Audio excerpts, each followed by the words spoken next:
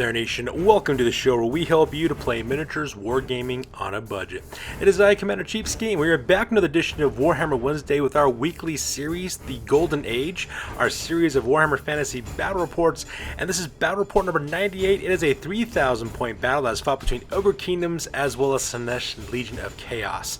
And this episode is actually kind of special, and the reason why is because a good friend of mine named Mama Khan, that's what her screen name she chose for herself for my battle reports, she decided to come back and actually go back and to play some Warhammer Fantasy battles. She's been a long time Warhammer Fantasy player that's been a member of our group for the longest time, and she actually started off playing Ogre Kingdoms I think back in 6th edition, I believe, is when they first came out for Warhammer Fantasy Battle.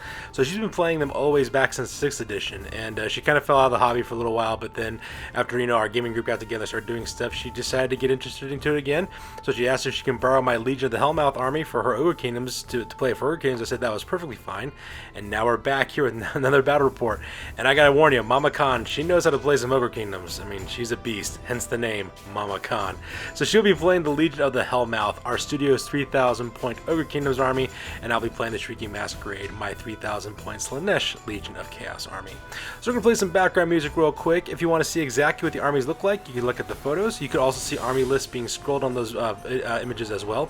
Also, if you want to look down in the description, you can also see a copy of the army list in the descriptions down below as well. So that being said, let's get this battle report on a roll. Crom, I've never prayed you before. I have no tongue for it. No one, not even you, will remember if we were good men or bad, why we fought, or why we died. No. All that matters is that two stood against many. That's what's important. Balor pleases you, Crom. So grant me one request. Grant me revenge. And if you do not listen, then to hell with you. Ladies and gentlemen, boys and girls, dying times here. Alright, so the scenario rules for this one is Battle Line. It is the most typical game of Warhammer that we play on this channel, with standard deployment as well as standard victory conditions. So with the scenario rules out of the way, let's go and talk about the battle plan real quick. So here's an overhead shot of the entirety of the battlefield. As you can see, we're playing on a 4x6 table. I'm deployed on the near side of the table, while Mama Khan is deployed on the far side of the table as well. So this one's going to be actually kind of interesting, and the reason why is because both of our armies are not very complicated. Ogre Kingdoms as well as Chaos Legion Slaanesh, all they want to do is charge in, get stuck in, and kill each other in close combat. And that's exactly what I'm going with. However, though, I'm adding a little bit more finesse to my army. I'm actually going to plan on trying to flank, if I can, on the left-hand side as well as the right-hand side. I have my light cavalry options with my Seekers of Slaanesh as well as my Nightkin, as well as my Wizard on the left-hand side. Hopefully I can sweep her on the left and take out both Mama Khan's Iron Blaster, as well as Mashaf, the Sorrows of the Steppe, which is that huge stone horn over there on the other side of the table. At the same time, also flank on the right-hand side with my Chariots. Other than that, I'm going to try to concentrate on the center of the rest of my forces. Hopefully I can crush her center and then, just finish her off in the flanks. And that's pretty much my battle plan I'm going with on this one. The only thing I got to worry about, of course, is being countercharged. That's the one thing I'm really worried about, because Ogres have that wonderful Ogre Charge special rule. So I got to have my work cut out for me if I can't take care of that. So with the battle plan over, let's go and talk about deployment real quick. Alright, so starting off with my left-hand flank for the Shrieking Masquerade, I decided not to vanguard my forces this time just because I didn't want to get charged at by some ogres. On the left-hand side, I got the Nightkin's unit of 5 Hellstriders of Slaanesh with a Standard Bearer as well as a Champion, and leading that unit, of course, is Telmac and Lyrus, the Masked Prince. He's my Chaos Sorcerer Lord of Slaanesh. He's mounted on a Steed of Slaanesh as well. He's packing the Skull of Might, Skull of Catan, Sword of Might, Skull of Catan. He's got Talisman Preservation. He's also got the Allure of Slaanesh as well as Flaming Breath, and he's also got the Allure of Slaanesh level 4. He's got the Bavena Slaanesh, Slicing Shards, Phantasmagoria, as well as Cacophonic Choir. Next on the right-hand side, that is the Resplendent Stalkers, unit of 5 Seekers of Slaanesh with the Standard Bearer. And right next to them on the right-hand side, those are the Slender Slaughterers, which is unit of 3 Fiends of Slaanesh. In the center for my deployments, where most of my infantry forces are located at, on the left-hand side, that's to call the denied one, is a Slaanesh Gorbeast Chariot. In the center, then, on the left-hand side, that is the Empty Orchestra, is a unit of 23 Demonites of Slaanesh with a musician as well as a Standard Bearer. They also got the Banner of Swiftness, giving this movement 7 for this unit, and leading it is the Infernal Rapturess. She's my Herald of Slaanesh. She's a level 1 wizard with the Lore of Slaanesh. The spell she has is the Lash of Slaanesh. She also has a greater locus of swiftness, so that way this unit always strikes first, and she also has got Cleaving Blow for her lesser gift, meaning she always causes multiple wounds too. On the right hand side we have the Children of Rhine, which is 5 Chaos Warhounds, and right behind them is the Beasts of the Midian, which is a unit of 25 Besegors of Slaanesh with Musician and Standard Bearer. They're packing great weapons, heavy armor, they have the standard discipline for +1 leadership, and leading that unit I have 2 characters. First of all is Enchanted, the Ravager of Ulthuan. She is my Doom Bull of Slaanesh. She's also my army's general. She's got heavy armor, shield. She's also got the Steel Claws, Ramhorn Helm, Talisman of Endurance, as well as Gnarled Hide. And that unit as well is Tajak the Overseer. He's a Wargor of Slaanesh. He's also my army's battle standard bearer. He's got great weapon, heavy armor, and he's also calculating the Beast Bat, getting his unit +1 to strength. And finally, making my right hand flank on the left hand side, that is the Flesh Carnival's unit of 20 Forsaken of Slaanesh. Right next to him are 2 Chaos Chairs of Slaanesh. The one on the left is called the Depravity of Enoch, and the one on the right hand side is the Sign of Sylph. And that pretty much makes my deployment for this one. So, going across the table, we'll talk about Mama Khan and the Legion of the Hellmouth. On the left-hand side, that is a stone horn called Mashaf, the Star of the Steppes. It is a stone horn with a Brusier Ogre rider as well, armed with a harpoon launcher. Next to her, on the right-hand side, is the Hammer of the Gods. It is an iron blaster. And then right next to her are 4 Mornfang Cavalry called the Beast Claw Raiders. They have full command with hand weapons, heavy armor, and iron fists. And they also have the standard discipline for that unit. And that makes up Mama Khan's left-hand flank. So, making up Mama Khan's center, on the left-hand side we have the Red Rovers, unit of 6 Ogres with Standard Bearer as well as Bellower. They're armed with hand weapons, light armor, as well as iron fists. In the middle is a unit called Stakeum's Legion, is a unit of 10 Iron Guts with full command. They got great weapons as well as heavy armor. They're also packing the Dragonhide banner, making him super deadly. And in that unit, of course, are 2 characters. We have Tai-Jinn, the Right Fist of Hell. He is Mama Khan's general. He's a Slaughter Master, level 4, Lord of the Great Maw. He's got Iron Fist. He's also equipped with Fencer's Blades, the Glittering Scales, as well as Greedy Fist. He's also got the spells Spinemarrow, Bullgorger, Toothcracker, as well as Trollguts. And also in that unit is Khorghul, the Giant Breaker. He's a Bruiser. He's also the army's battle standard bearer. He's equipped with heavy armor. He's packing a gold sigil sword, giving him initiative 10, an enchanted shield, giving him +1 to his armor save, and he's also got the Giant Breaker, big name, giving him +1 to his strength, and he can't refuse challenges because of it. On the right hand side we have the Stormseekers, unit of 5 Ogres with Bellower as standard bearer. They're armed with light hand weapons, light armor, as well as iron fists, and leading that unit is Shan-Yu, the Fire Fist. He is a Fire Belly, level 2 Lore of Fire. He's got the spells Fireball as well as Flaming Sword of Ruin. He's also packing the Hellheart, and that makes up Mama Khan's center. And finally, make up her right-hand flank. On the left-hand side, that is a unit called the Powder Gangers, unit of 8 Lead Belchers with a Bellower. They've got light armor as well as Lead Belcher guns, and that stuff is made up of nightmares. Right next to him on the right-hand side, that is the Anvil of Hell. It is a 2nd Iron Blaster. And up in the front, of course, we got 2 we have 2 Mornfang, Saber Tusks. The one in the brown, that is called Romana, the Blood Tracker, and the gray one is called Dolkana, the Destroyer. And that makes up Mama Khan's 3,000-point Ogre Kingdom's army, the Legion of the Hellmouth. So with deployment over with, we go directly to the top of turn number 1, and both Mama Khan and I roll off for initiative to see which of us will be going first. So we go directly to the top of turn number 1, and I managed to get the initiative on this one, so I get to go first, which is all kinds of awesome, and I hesitate. I really don't go marching forward. In fact, I actually pull back a little bit. And the reason why is because I don't want to get countercharged. Ogres with the Ogre charge ability, they get that D3 impact hits, and they get the rank bonuses for strength bonuses for attacks. That just destroys units. And in terms of a Chaos Legion army, I actually have quite a bit of light choices in my army, so I do have to worry about that for the most part. So because of that, most of my forces stay still. I really don't want to get myself countercharged. I don't want to get shot at by Lead Belchers and Iron Blasters. So for the most part, most of my army stays exactly where it's located at. The only parts that move forward are my light cavalry elements. So for example, the Nightkin, as well as the Splendid Stalkers and the Slender Slaughters, those guys march up the left-hand flank, getting good positions so that way they're not within the line of sight of getting shooting for the most part, at the same time closer to cast magical spells and also to attack the left-hand flank. And that's pretty much what I did for my movement phase. So here's a close-up of the Nightkin, the Resplendent Stalkers, as well as the Slender Slaughterers, moving up to the left-hand flank and looking to cause all kinds of problems for the Mama Khan and the Legion of the Hellmouth. And here's a close-up of the Children of Rhine, my Chaos Warhounds acting as a speed bump to intercept anything that might want to charge forward and, follow the plans that Mama Khan might have about charging directly into my lines. And finally, here's a close-up of my main body of my army, just kind of staying exactly where they're located at, not really moving up forward at all, just trying to stay out of charge as well as shooting range, so that way I can counter assault and hopefully take her by surprise. So with the movement phase over with, we go directly to the magic phase. And during the magic phase, I rolled a 4 on that one. So because that, I get the chaotic ebb result on the Reign of Chaos chart. So because of that, it just doesn't work out very well. Most of my demonic units have -1 to their ward saves now, which is all kinds of terrible. However, with my low power dice, though, I was able to get off 2 different spells. The very first spell that I was able to get off was, what's it called, Phantasmagoria, off on Mashaf, the Star of the Steps. That way he has to take an additional d6 whenever he has to take leadership tests. And the reason why I put that spell on him is because I used it in combination with my second spell.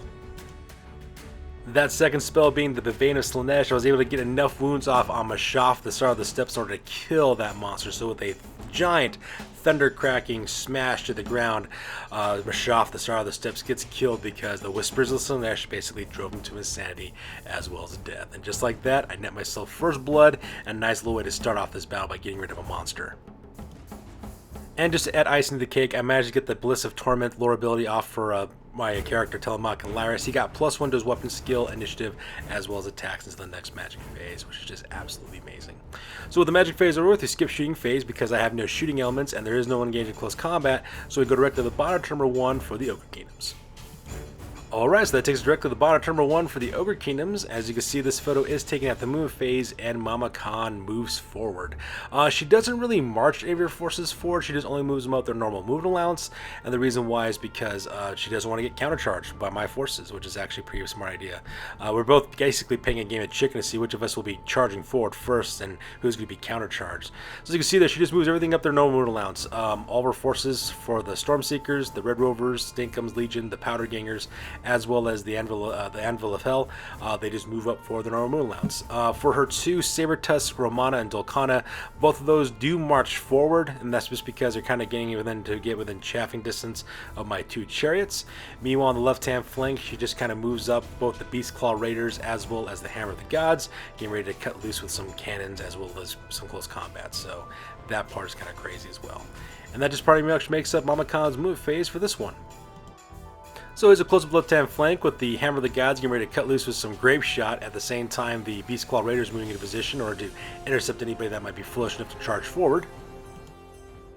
And here's a close-up of entire infantry units just moving up for the normal ruin allowance, getting in positions to get ready to charge for the next turn. And finally, here's a close-up of Roman and Dolkana marching up forward in order to intercept my chariots, as well as the Anvil of Hell closing in tow in order to help out for the most part. So that being said, that pretty much moves at the move phase for this part. So with the move phase over, we go directly to the magic phase, and unfortunately for me, I do lose some points in my leadership. I lose 1 of my leadership because I decided to consult the Skull of Catan, so that part's kind of rough. And during the magic phase, Shan-Yu the Fire Fist, her fire ability decides to launch the tripled version of Fireball with a 3d6 strength for hits. She manages to launch that spell directly across the battlefield into my, Bestigors, managed to kill 6 of them right off the bat, so that part was kind of horrible. I wasn't able to stop it. When I rolled for my Dispels dice, I just rolled too low, so I was able to get that spell off. And at the same time, she's also able to cast Toothcracker off onto the Beastclaw Raider, giving those guys +1 toughness, which basically makes it a tough nut to crack with all pun aside. So with the magic phase over with, we go directly to the shooting phase. And in the shooting phase, she opens up with the Powder Gangers. All 8 of those iron lead belchers open up directly into my unit of, right directly into my Bestigors. Managed to cut this unit almost in half. That's absolutely atrocious. She's got something off like 28 shots of what she managed to get off with it all said and done. Now, granted, because of long distance multi-shot, a lot of those were actually fractioned, but even still, managed to kill, I think, what was it? Managed to kill 5 of my Bestigors, which is absolutely terrible. And slowly that unit is slowly being whittled down, so that part is absolutely terrifying. When she tried to fire with the Anvil of Hell, unfortunately for her though, she missed her shot, so nothing came from the Iron Blast on the right-hand side, but the Iron Blast on the left-hand side, the Hammer of the Gods, it cuts loose with Grape Shot directly into the Resplendent Stalkers, managed to kill 3 of my Seekers, which is all kinds of horrible, so that part was really bad as well. So the shooting phase over with, there is no close combat phase, so we skipped that, we go directly to the top of turn number 2 for the Chaos Legion. Alright, so that takes directly to the top of turn number 2 for the Legion of Chaos, and I decide to charge, is what I decided to do. Try to move in, try to close the gap in order to engage my opponent. Unfortunately for me, though, it did not. Oh my god, it did not work at all, for the most part. First of all, I decided to charge 4 of my Resplendent Stalkers directly into the Hammer of the Gods. Just made sense. I only got 2 Stalkers anyways. Try to do some damage as best I can and occupy that Iron Blaster. At the same time, I do charge in my Fiends of Slaanesh, so the Slender Slaughters go directly into the Beast Claw Raiders to take on those 4 Mornfang Cavalry. So that part was epic. Now, I then I didn't declare a charge with to call the denied one. She goes tearing across the battlefield, goes smashing directly into the right hand flank of the Beast Claw Raiders. That's wonderful because now I have a Gorbeast chair in their flank. Everything is fine in the world. The problem I run into though, however, is I declare a charge with everything else and nothing makes it. I declare a charge first with my Children of Rhine. Failed that one miserably. I think I rolled Snake Eyes. So because of that, they only go forward like an inch. I then declare a charge with my Empty Orchestra directly into the Red Rovers. Now that one was a long distance charge. I needed to get an 8 in order to get that charge off. Unfortunately for me though, I did not get an 8. I rolled a 7, so I only go forward 4 inches, which is really horrible. I then declare a charge with the Flesh Carnival, and I need to get, I think, a 8 on that one as well as what I needed to get. And I rolled like a, I think I rolled like a 5, I think is what I did. So I only go up like 3 inches. So that charge failed. I then declare a charge with the Sign of Sylph. Failed that charge. Moved only forward 3 inches. I then declare a charge with the Depravity of Enoch.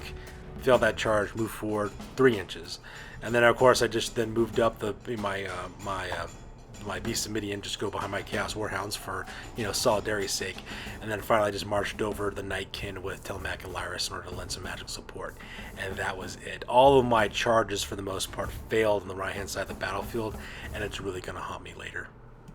So here's a close-up of the left-hand flank with the Resplendent Stalkers going into the Hammer of the Gods, the Slender Slaughters, as well as the Call of the Denied One going into the Beast Claw Raiders, and then of course we have Telemac and Lyris and the Nightkin moving up forward to lend some magical support.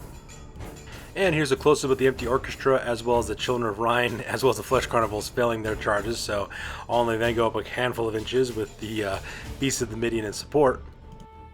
And finally, here's a close-up of my 2 Chaos Chariots, the Sign of Sylph and the Depravity Enoch, also failing their charges, only moving up a couple of inches also. So with the move phase over with, we go directly to the magic phase. And the magic phase. Once again, I roll for the Winds of Magic and get Chaotic Ebb once again, which means all my demonic units have -1 to their ward save, which is absolutely the worst thing that could happen because I was hoping on using the magic phase in order to whittle down some of Mama Khan's forces by using Cacophonic Choir. Well, now that plan is gone because my magic phase is pretty much a wash, and Mama Khan was able to dispel everything I had. And the one spell I did try to get off, I just didn't have enough power to do it, so that part was horrible. So with that out of the way, we go directly to the combat phase, and starting on the left-hand side here, as you can see, my Slender Slaughters got slaughtered for the most part. Between the combat resolution and the lack of wounds I was able to cause versus the wounds they were able to cause, basically I lost 2 of my Slender Slaughters, and I have 1 with only 1 wound left, just carrying 2 wounds right now. So that part was absolutely atrocious. Sending in Fiends of Slaanesh to take on toughness enhanced Beast Claw Raiders, not exactly my finest moment in my generalship. However, combat between my Resplendent Stalkers against the Hammer of the Gods was actually really cool. I managed to put 2 wounds on that guy. With my 2 wounds, my standard and my charge, I actually won this combat by 4 because, unfortunately, Mama Khan, she wasn't able to do anything back to me. Unfortunately for me, though, when she rolled for her break test, she rolled Snake Eyes. So because of that, the Hammer of the Gods is still currently engaged in close combat with my Resplendent Stalkers, and that part was really sad as well. And with that being said, that pretty much makes it the combat phase. So with that being said, we go directly to the bottom of the turn for the Ogre Kingdoms. So that takes us directly to the bottom of turn number 2 for the Ogre Kingdoms, and as you can see in this photo, Mama Khan charges forward, and she charges forward like a beast. So the first thing she decides to do is she decides to declare a charge with her 2 Mornfang, 2 Saber-Tusks. Her Saber-Tusks go directly into my chariots, which is pretty horrible. The next thing she decides to do is declare a long-range charge of the Red Rovers, and the Red Rovers go tearing across the battlefield directly into my Empty Orchestra, at the same time earning D3 impact hits apiece because she rolled an 11 for each of her Ogres, so that part is horrific. At the same time, she also charges forward with the Stinkum's Legion. They go crashing directly into the Children of Rhine. She also declares a charge with the Storm Seekers, but unfortunately for her, though, she failed her charge distance, only went up 6 inches forward is all she ended up doing. So that's what ended up happening for them. For the rest of the move phase, everything else is engaged in close combat. The Powder Gangers, she just kind of leaves them exactly where they're at because that way they can open fire on my Flesh Carnival, and then she also turns the Anvil of the Anvil of Hell and moves it up forward as well, so that way we can open fire with Grape Shot as well. And that pretty much makes the move phase on this part. So here's a close-up of the move phase taking place on the left-hand side. As you can see, everybody's engaged, still engaged in close combat, so that part's all marvelous. And here's a close of that beautiful long-range charge the Red Rovers launched directly into the empty orchestra, and because they rolled an 11 on their charge distance, each of those ogres cost D3 impact hits on my demonettes, so that part is horrific. And here's a close-up of Stakeum's Legion charging directly into the Children of Rhine, and those poor Warhounds are dead. At the same time, the fell charge from the Stormseekers as well, right there on the right-hand flank. And in the back, you see the Powder Gangers maintain their ground and get ready to shoot a turn. And finally, here's a close-up of Romana as well as Dolkana charging directly into my 2 cast chariots, the Sign of Self and the Depraved Enoch. Now, we skipped the magic phase because unfortunately for my con, when she rolled for into magic, she rolled 2 1s, so because of that, magic phase is pretty much a wash. So with the magic phase over with, we go directly to the shooting phase. And in the shooting phase, oh my god, the shooting phase, she brings the thunder with the shooting phase. She has the Powder Gangers as well as the Anvil of Hell open up with grape shots from the Anvil of Hell as well as normal shooting from the Iron Blasters. And by the time the smoke clears, the only thing I got left standing are 4 Forsaken. That is it. The other 16 all got killed when the shooting that took place. It was a huge amount of death and destruction and blood and gore. It was absolutely insane.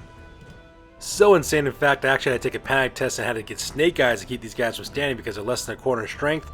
Needless to say, I did not roll Snake Eyes.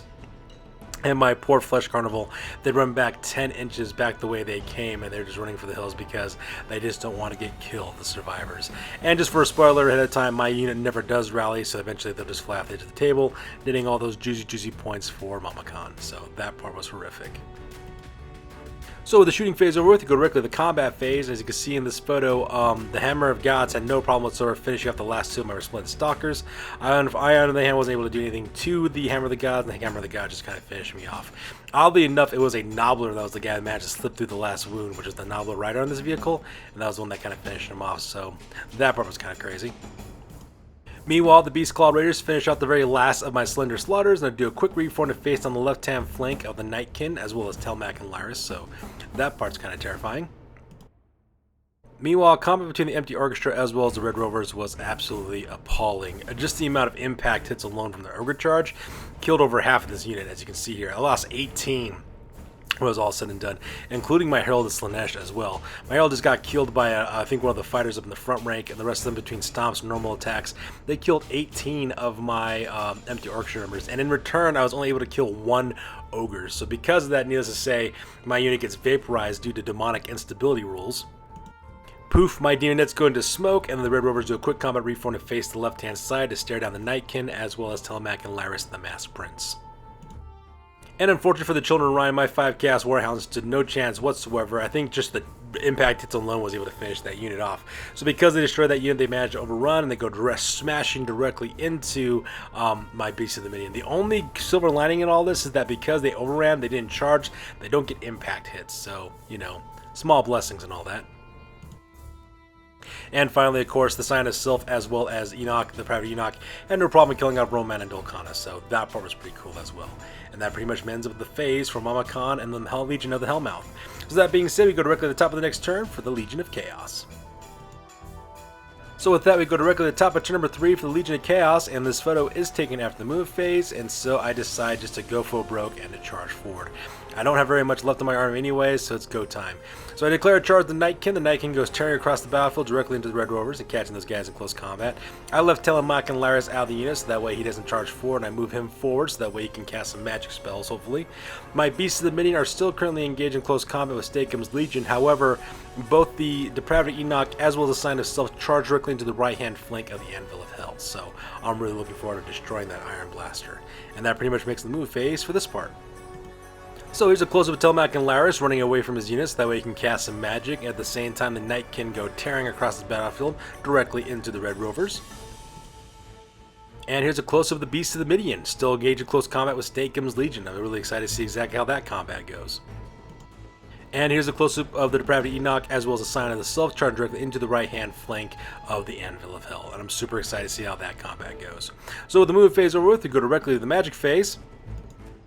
And in the magic phase, the winds recede. I roll 2d6 to figure out how many winds of magic I get for my power total, and I roll snake eyes. So because of that, my magic phase is pretty much non-existent. And at the same time, luckily for me, all my demon units are dead, so I really don't have to worry about that. But had my demon units still been on the table, they would have suffered double the number of casualties for crumbling checks due to instability. So that part was just horrific.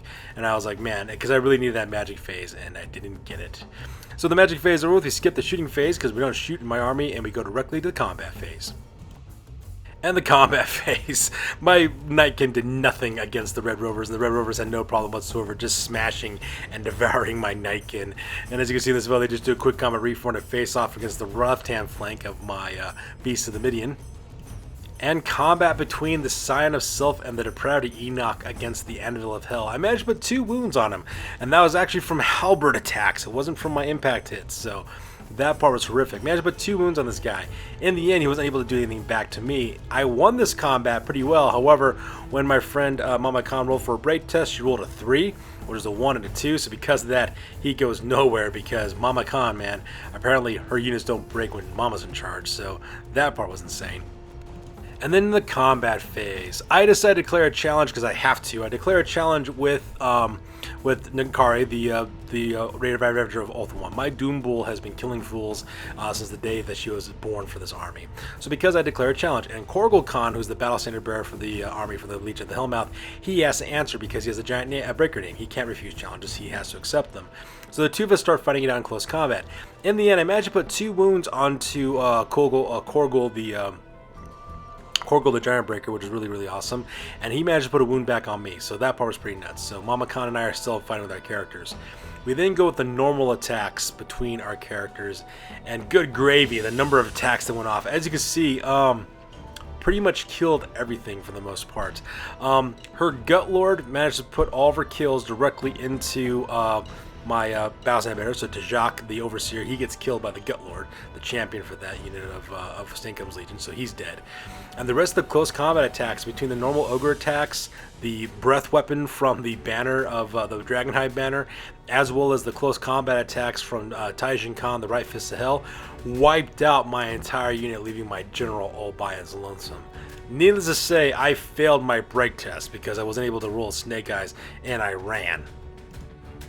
But Mama Khan ran just a little bit faster and destroyed Inkari, the Ravager of Ulthuan, and at the same time completely destroying my Beast of the Midian. And that was all kinds of horrible because Mama took it to me, and it was really, really bad. And there you have it, ladies and gentlemen. That takes directly in the game because there's no way I'm going to pull a win on this one, so I just kind of surrender and concede the game to Mama Khan. And just like that, Mama Khan, after taking about 10 years off from playing Warhammer, she comes back with a vengeance and just destroys my Slaanesh Legion of Chaos army, proving once again that Mama Khan is Khan for a reason. So that being said, ladies and gentlemen, we're going to go directly to the After Action Report because this game is now officially over. That's it, man. Game over, man. It's game over. I thought about staying. They offered me the chance to lead them, to teach them, to be king. Uh-huh. But my place is here, so I swallowed the juice, said the words, and here I am. Did you say the words right this time? Well, maybe I didn't say every single tiny little syllable, no, but basically I said them, yeah. Basically. Alright, ladies and gentlemen, now it's time for the After Action Report. This is the part of the battle report we talk about what went well, what went poorly, and what we can learn for the next time we do battle. This is the After Action Report for the Golden Age, Warhammer Fantasy Battle Report number 98, and this one ended up being a defeat for yours truly. In the end, I managed to score 292 victory points, while Mama Khan scored 2,920. In the end, I lost Inkari, the Ravager of Ulthuan, Tajak the Overseer, the Infernal Rapturous, the Children of Ryan, the Empty Orchestra, the Flesh Carnival, the Call of the Denied One, the Beast of Midian, the Nightkin, the Resplendent Stalkers, and the Slender Slaughters. Mama Khan, however, she lost Romana the Blood Tracker, Dolkana the Destroyer, and Mashaf the Sorrow of the Steppes. Mama Khan stomped me into the ground, which is not bad for a woman who did not play Warhammer for about 10 years. For someone who's not played Warhammer in 10 years, she absolutely destroyed me, and it was so appropriate because if you ever got a chance to play against Mama Khan, it's just so atypical of her to do this because back when Mama Khan first started getting into Warhammer, back when I think when the 6th edition came and the Ogre Kingdoms were the brand new army for that edition, she played that army. And that's where she originally started getting into it. And she was really destroying everybody during that time period with that army. She just was really, really good at playing Ogre Kingdoms. And then she fell out of it for about 10 years, didn't really get into it all that often too much. And so when Dark Lord Max started playing, just for full disclosure, Mama Khan is married to Dark Lord Max. So if you're wondering why their names sound familiar, that's why. Dark Lord Max and her are husband and wife. But anyway, so Dark Lord Max started playing about a year ago, started really getting back into the hobby again, and started playing for my channel and playing with my gaming group. So Mama Khan decided to, you know, get back into the game. Unfortunately, she sold her army a long, long time ago. She used the money for that for their kid, to get a crib for their kids, so it makes sense, you know, no harm, no foul. So because of that, she brought that same level of serious skill that she had, and she brought that with this one as well. And the reason why she was able to do it is because for one simple reason: I lost this battle because I hesitated. Slaanesh, I think, sensed my cowardice, and so because of that, Slaanesh decided to punish me by being shot at with iron blasters as well as lead belchers. Not to mention losing most of my charges in the second turn also really helped as well. It left me being open for counter charge, and Mama Khan took it to me, and Slaanesh laughed at my cowardice the entire time. Now, granted, I did charge too early. If I didn't charge that much forward to kind of, you know, didn't fill my charges, I wouldn't have been hurt as bad.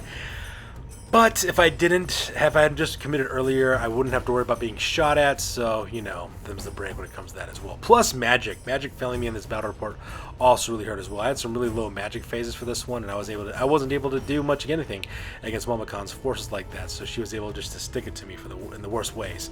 Plus, those iron blasters and lead belchers, those things are still the bane of my existence, and the number of shots Mama Khan was getting off of those lead belchers is absolutely amazing. It basically rendered my Beast of the Minion, my core fighting unit, basically made it combat ineffective and completely broke my Flesh Carnival at the same time, so that was insane as well. This was a disastrous defeat for me, but you know what? Even though I lost so bad, I don't care because Mama Khan is back to playing Warhammer and all is right and well in the universe. And it's funny because we joked with her that she would eventually get back to us, like, hey, Mac is back doing it, you should get into it too. She's like, no, I'm all done with that, I'm a mom, I don't do that stuff no more. And now she's back. So hopefully she keeps on playing Warhammer, she keeps on playing her Ogre Kingdom's army, and that'll be so awesome because Mama's a beast, and it's really hard to beat Mama when she wants to fight against you. It's really cool. In the end, however, this was an extremely fun game for all the greatest reasons ever, and really good friend to play again, and she came back in the hobby, and I'm ready for a rematch because I wanted to defeat at least Mama Khan at least once, because truth be told, every single time I fought her, I have not been able to beat her. She's like my kryptonite. It's insane. Anyways, like I said, awesome game. Looking forward to the rematch on that part. That's good to do it for this one, you guys. As always, please feel free to like, comment, and or subscribe. Your guys' input is valuable to us as always. Also, check us out on Facebook, Instagram, as well as blogger.com for all the latest, greatest hobby news. That's good to do it for this one for Warhammer Battle Report number 98. We are 2 battle reports away from the big 100th edition of Warhammer, the Golden Age. I'm super excited for that 100th battle report. But you guys stay tuned. We'll catch you guys in the next one. You guys stay classy. Peace out.